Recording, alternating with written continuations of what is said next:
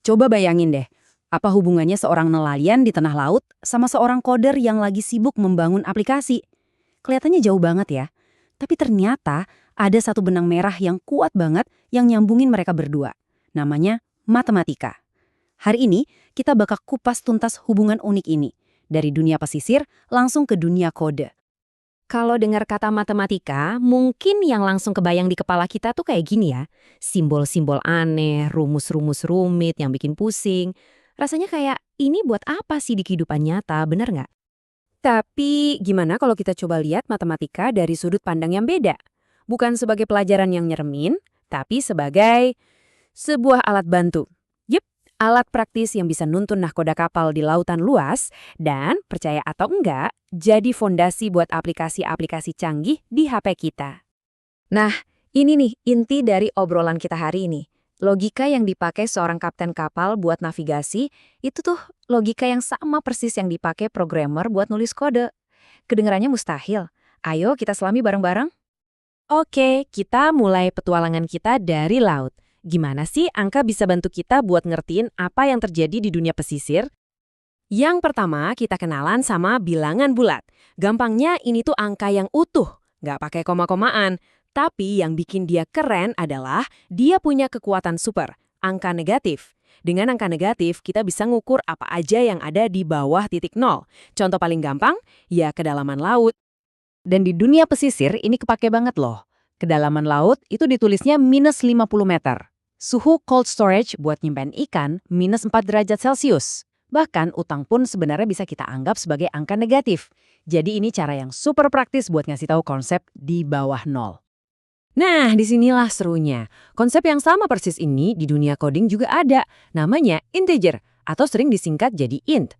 Jadi bisa dibilang, angka yang dipakai buat ngukur dalamnya laut itu ternyata salah satu tipe data paling dasar di hampir semua bahasa pemrograman. Keren kan? Oke, coba kita pakai dalam sebuah skenario logika. Bayangin ada kapal selam di kedalaman minus 45 meter. Terus, dia turun lagi 10 meter. Berarti posisi barunya jadi minus 55 meter kan? Nah, sekarang kita cek kondisinya. Alarm diatur bakal bunyi kalau kedalamannya di bawah minus 50. Apakah minus 55 itu di bawah minus 50? Jelas dong, kan lebih dalam. Kesimpulannya, alarmnya bunyi. Logika sesimpel ini adalah dasar dari banyak banget program komputer. Tapi kan, nggak semua hal di dunia ini bisa diukur pakai angka utuh.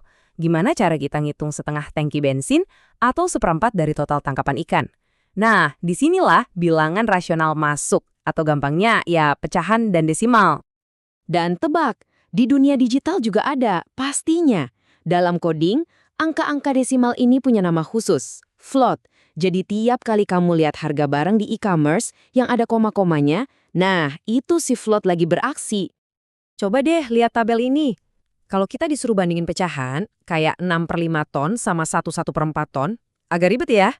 Tapi, begitu semuanya kita ubah jadi desimal, jadi 1,20, 1,25, sama 1,30, langsung kelihatan jelas siapa yang dapat ikan paling banyak. Nah, inilah yang persis dilakuin komputer. Dia menyederhanakan hal-hal rumit biar gampang dibandingin. Oke, jadi kita udah bisa nih ngukur dunia pakai angka. Sekarang kita naik level. Gimana caranya kita ngertiin hubungan antar angka-angka itu? Jawabannya, rasio. Rasio itu intinya soal perbandingan. Coba bayangin skala di peta, atau takaran campuran oli sama bensin buat mesin kapal. Atau yang paling sering kita temui, kecepatan. Rasio itu fungsinya buat ngejaga perbandingan antara dua hal biar tetap pas dan konsisten. Di dunia digital, ini penting banget. Pernah nggak sih kamu lihat foto, terus pas di zoom jadi aneh, gepeng, atau ketarik gitu? Nah, itu karena rasio antara lebar dan tingginya nggak dijaga. Jadi ngejaga rasio itu kunci utama supaya gambar tetap kelihatan proporsional dan bagus. Coba kita adu cepat yuk. Perahu A bisa jalan 60 kilo dalam 2 jam. Perahu B 100 kilo dalam 4 jam. Kelihatannya perahu B lebih jauh, tapi apa dia lebih cepat? Coba kita hitung kecepatannya per jam. Perahu A ternyata 30 km per jam. Perahu B cuma 25 km per jam. Tuh kan, pakai rasio, jawabannya jadi jelas banget. Sekarang kita masuk ke aljabar. Eits, jangan langsung takut dengar namanya. Anggap aja aljabar itu cara kita bikin resep atau rumus yang berlaku umum. Jadi daripada pakai angka yang pasti, kita pakai simbol misalnya N buat mewakili nilai yang bisa ganti-ganti. Contoh paling gampang, misalnya kita mau jalan-jalan ke pantai. Tiketnya 10.000 per orang. Kita sebut aja jumlah orangnya N. Terus ada biaya parkir bus yang tetap 50.000. Jadi rumusnya, biaya total sama dengan 10.000 dikali N ditambah 50.000. Pakai rumus ini mau berangkat 5 orang, 10 orang, atau 50 orang kita bisa langsung tahu total biayanya. Nah itulah kerennya aljabar. Oke. Di bagian terakhir ini, kita bakal lihat gimana matematika bisa bantu kita, bukan cuma buat ngukur, tapi juga buat melihat pola, bahkan memprediksi, baik itu lewat gambar maupun lewat data.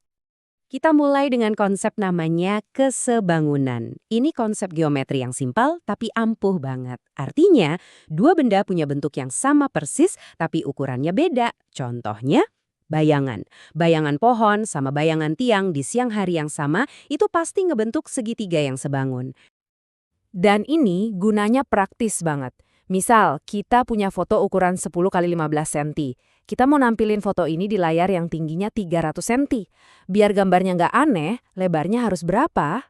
Gampang, kita pakai kesebangunan. Pertama, cari faktor perbesarannya. 300 dibagi 15, hasilnya 20. Artinya, tingginya diperbesar 20 kali lipat. Nah, biar proporsional, lebarnya juga harus dikali 20. Jadi 10 dikali 20, dapatnya 200 cm. Beres!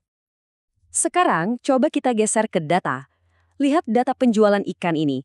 Hari Senin laku 10 kilo, Selasa 12, Kamis 11. Tapi lihat hari Rabu laku 50 kilo. Jomplang banget kan? Langsung kelihatan ada yang beda sendiri. Nah, ini nih yang bikin kita mikir. Kalau datanya kayak begini, kenapa ngitung rata-rata penjualan harian itu justru bisa jadi ide yang buruk dan malah menyesatkan? Jawabannya karena ada yang namanya outlier atau data pencilan. Si penjualan 50 kilo di hari Rabu itu beda banget dari hari-hari biasa. Kalau kita paksain hitung rata-rata, angkanya bakal ketarik ke atas. Jadi seolah-olah penjualan hariannya tinggi banget. Padahal kan enggak. Ini bisa ngasih gambaran yang salah soal bisnisnya.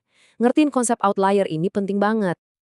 Jadi gitu teman-teman, mulai dari bilangan bulat, rasio, sampai analisis data, kita sebenarnya baru aja nambahin beberapa alat baru ke kotak perkakas matematika kita. Dan sebagai penutup, saya mau bagi satu kutipan yang bagus banget.